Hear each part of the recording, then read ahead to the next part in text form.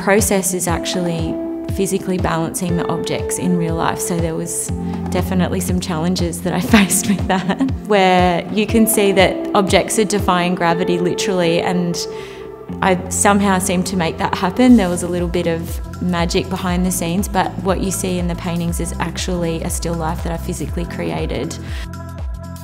For me, it's really important to create that actual moment, that still life in reality, and then I photograph that. It's really important to photograph the still life before I paint it, because I like to see the still life through a vignette, and actually I've always applied that theory to most things that I do creatively, because the noise of everything around me in the outside world I find can clutter my creativity, so I like to look at things through almost like a miniature studio, so looking through the lens of a camera allows me to do that.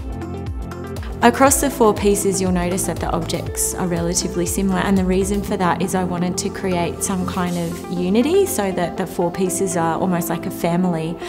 But as you look through the series, starting from the first piece of Between a Rock and a Hard Place and ending with the 4th, there is a progression where I've added in potentially more items, or I've changed a book, or I've added a new glass.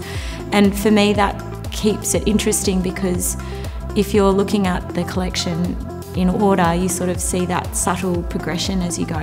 And then I also love the fact that there's this very organic colour palette. It's very calming. I needed to feel calm personally, because I was coming out of a time frame where I felt as though being calm and being surrounded by nature was giving me inspiration. So I think that's a really nice thread that links it all together.